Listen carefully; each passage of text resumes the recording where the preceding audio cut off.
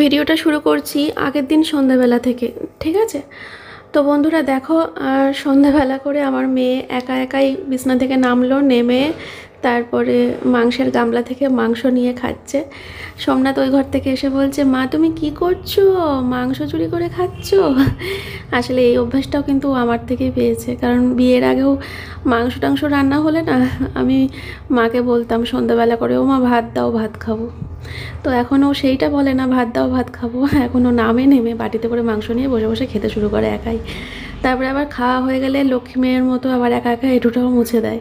ও খুব ভালোবাসে এই কাজগুলো করতে, জানো তো। আমি অতটা বাধা দিই না, ঠিক আছে খেলার ছলে করুক আর যেভাবেই করুক, ওর মনটা ভালো থাকবে। যাই হোক, আর আমি এদিকে শুয়ে শুয়ে ওই সিনেমা দেখছিলাম।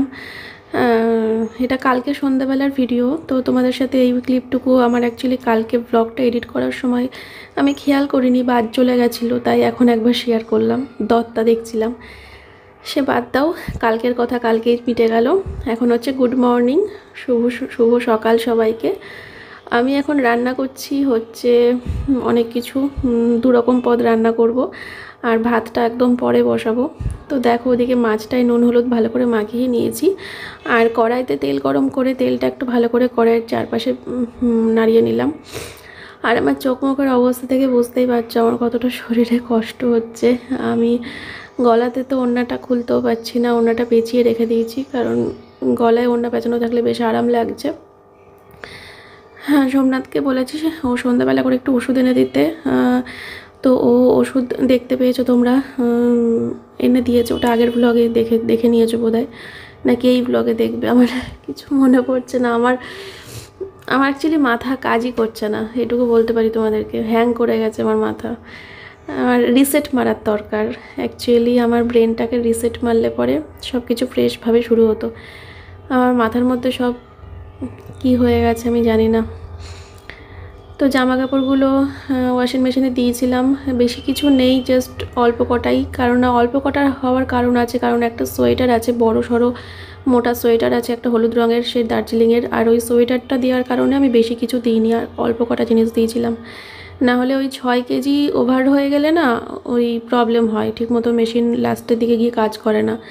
এটা আমি আবিষ্কার করেছি, বা বলতে পারো তোমাদের কথা তোমরা বলার পরে আমি জিনিসটাকে খতিয়ে দেখেছি। মাঝখানে ওয়াশিং মেশিনে একটু প্রবলেম হচ্ছিলো, তখন তোমরা বলেছিলে যে শীতকালের সোয়েটার মোয়েটার দিলে বেশি জিনিস দিও না, আমাদের ওরকম হয়। তারপরে আমি দেখলাম না, সত্যিই তো কথাটা। এই হলো ব্যাপার। তো দেখো ওই যে সোয়েটারটা আর এই টুকিটাকি কটা জিনিস, একটা ছোট্ট মতো সিঙ্গেল ব্ল্যাঙ্কেট বেগুনি কালারের ঝুলছে দেখতে পাচ্ছ। ওই ব্ল্যাঙ্কেটটা আমার ভীষণ পছন্দের একটা ব্ল্যাঙ্কেট, মেয়ের ছোট্ট পুচকে মতো। ওটা আমার মেয়ে অন্নপ্রাশনে পেয়েছিল, তখন থেকে আর কি রয়েছে আমার সাথে সাথে। ওটা যে এখন মানে তুলে রাখবো, খুব সুন্দর দেখতে, ওটা তুলে রাখতেও ইচ্ছে করে না, আবার ব্যবহার করার মতো কোনো অপশানও নেই, কারণ ওটা এতটাই ছোট। শুধু দেখতে সুন্দর বলে ওটা বিছানায় এদিক ওদিক ঘুরতে থাকে আমার সাথে সাথে। চলো নিচে যাই, নিচে গিয়ে আবার রান্না। মাছগুলো ভেজে তুলে রেখেছি, আর এই যে তেলের ওপরে দিয়েছি গোটা জিরে ফোড়ন, আলু ফুলকপি টমেটোটাকে ভালো করে কষিয়ে নিচ্ছি, আদা বাটা আর জিরে বাটা দিয়ে ভালো করে কষিয়ে নিচ্ছি। আর এই তো, আর ও বাড়িতে আমার শ্বশুর শাশুড়ি এসে গেছে, আর ওদিকে আমার ননদরা চলে যাচ্ছে আজকে পুরুলিয়া ঘুরতে। তো ওই আমার ননদ পুরুলিয়া যাচ্ছে শোনার পর থেকে আমার মেয়ে বিশ্বাস করবে না কি ঝামেলা শুরু করেছে ঘরের মধ্যে।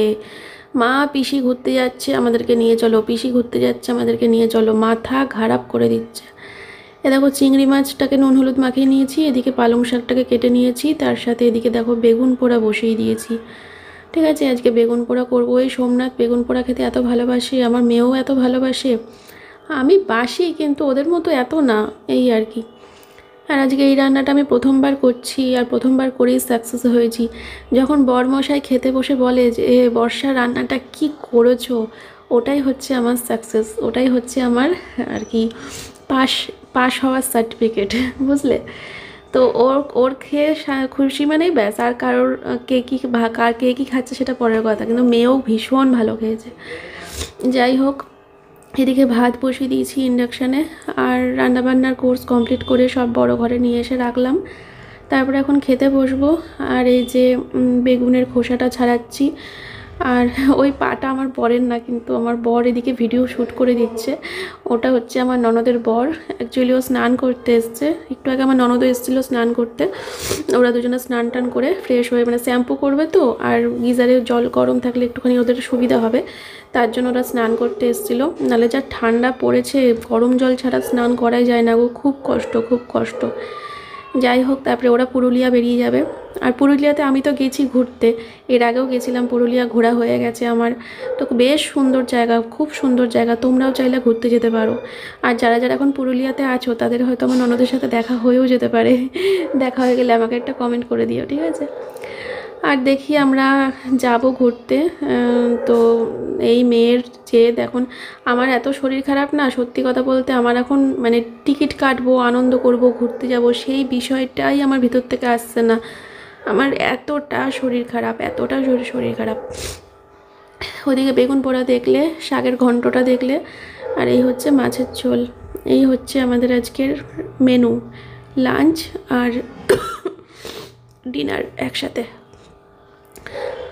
খাওয়া দাওয়ার পর এটোকাটা মুছে চলে আসলাম ছাদে গাছে জল দিতে। দেখো গাছগুলোতে জল দিয়ে দিচ্ছি। ছাদে গাছগুলো রাখার পর গাছগুলো বেশ প্রাণ পেয়েছে। তবে আজকে জল দিলাম, আবার দুদিন দেব না, দুদিন পর দেব। এমনিতে তো একদিন পর পর দেওয়া উচিত, কিন্তু মনে হচ্ছে দুদিন পর দেব। কারণ গাছে জল দেওয়ার সময় লক্ষ্য করলাম গাছের গোড়ার মাটিগুলো একটু ভেজা ভেজা ভেজা ভেজা ছিল। তা বড়মাকে বললাম, বড়মা বললো না, গোড়া যদি ভেজা থাকে তাহলে জল না দিলেও হবে। বললাম যে হ্যাঁ, ভালোই ভেজা দেখতে পাচ্ছি, তাও তো জল দিয়ে দিলাম। তাই বড়মা বললো যে তাহলে এক কাজ করো, দুদিন পরে আবার দিও। বললাম হ্যাঁ, সেটাই করতে হবে, নাহলে গোড়া পচে যাবে।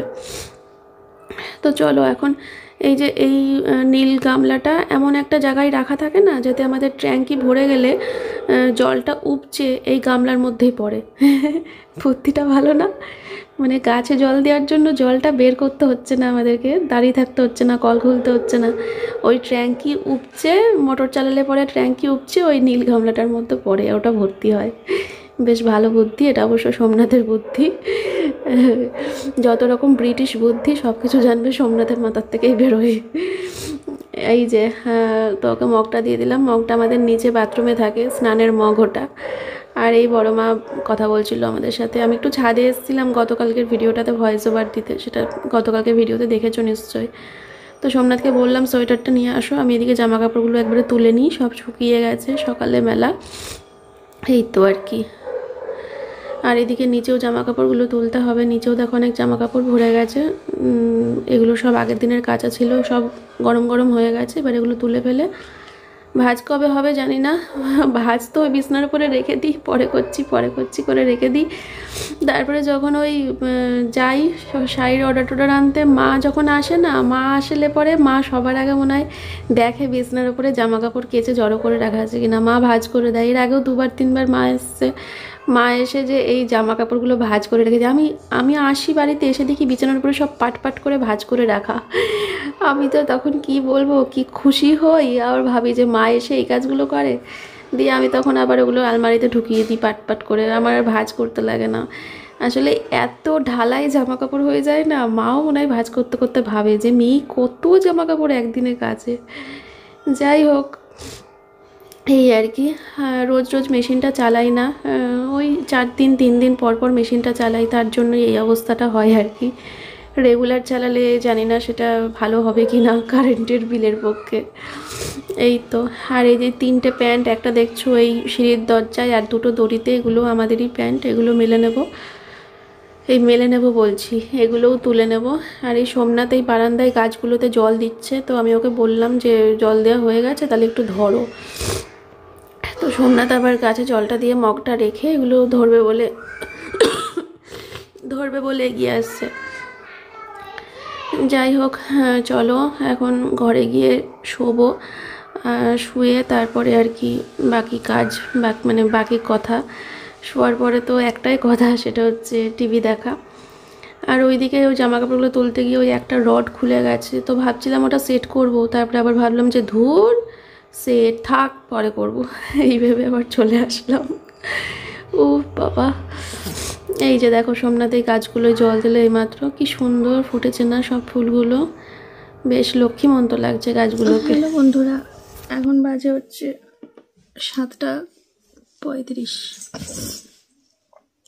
দুপুরবেলা দেখলাম হচ্ছে রক্ত বীজ শুয়ে শুয়ে, তারপরে উঠে চা খেলাম, মেয়েকে দুধ দিলাম, মেয়ে খেয়ে এই পাশের ঘরে গেল, মানে পাশের বাড়িতে, আমার জায়ের বাড়িতে গেল।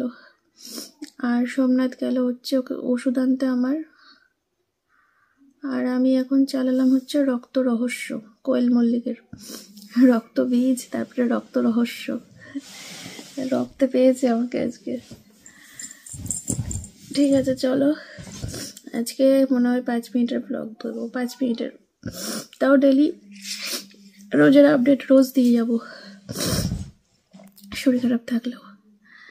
জ্বরটা এসে গেলে একরকম আমার পরিস্থিতি, সেই জ্বর আসবো আসবো করছে, জ্বর আসছে না। কানে ব্যথা আছে হালকা, গলায় ব্যথা আছে হালকা, সারাদিনে হাঁচি দিচ্ছি নেই নেই করে, মানে 50টা হাঁচছি, একটু বাদে বাদে হাঁচছি হাঁচছি হাঁচছি। এই বই দেখতে দেখতে যে কতবার এখানে বসে বসে হাঁচি দিলাম, দিয়েই যাচ্ছি, থামে আর না হাঁচছি। ঠিক আছে চলো, পরে আসবো, দেখি রক্ত রহস্য। রাতে খাওয়া দাওয়া হয়ে গেছে, এঁঠো মোছা হয়ে গেছে, ঘরের লাইট অফ হয়ে গেছে।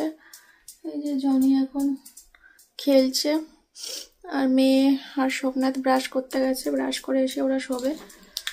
ওষুধ টষুধ খেলাম খাওয়ার পরে, আর এই দুটো নিয়ে শুলাম, ভিক্স, আর এটা হচ্ছে ওই কফ রিলিফ, বুকে আর গলায় দিয়ে শোবো, আরাম লাগে। এখন বাজে হচ্ছে 10:35। ওই রক্ত রহস্যটা ব্যাপক লেগেছে কোয়েল মল্লিকের। আর সোমনাথ এসে আবার রাত্রিবেলা 1920-র সেকেন্ড পার্ট না থার্ড পার্টটা চালালো। এই তো দেখতে দেখতে ঘুমিয়ে যাব, মনে হয় না কমপ্লিট হবে আজকে। শরীর ভালো লাগছে না, কিছু বুঝতেও পারবো না কি হচ্ছে। তার মধ্যে 2টো সিনেমা দেখেছি তো, এবার শরীর ছেড়ে দিয়েছে। এইগুলো আরো এই মালিশ করার পরে আরো বেশি করে ঘুম ঘুম এসে যাবে, বুঝলে। ঠিক আছে চলো তাহলে, একটা ছোট্ট করে আপডেট দিলাম, একেবারে কাজ থেকে ছুটি নেওয়ার থেকে ভালো। আসছি কালকে, আবার আসছি, শরীর যদি ভালো থাকে ভালো করে ভিডিও দেবো, ঠিক আছে। আশা করছি কালকে ভালো লাগবে, কারণ 3-4খানা ট্যাবলেট খেলাম রাতে খাওয়ার পরে, 3-4টে ট্যাবলেট, আবার ওদিকে দুপুরে খাওয়ার পরে। এতগুলো ট্যাবলেটের একটা তো অ্যাকশন আছেই না সারা রাত ধরে। আশা করছি কালকে ভালো ভিডিও দিতে পারবো। চলো টাটা।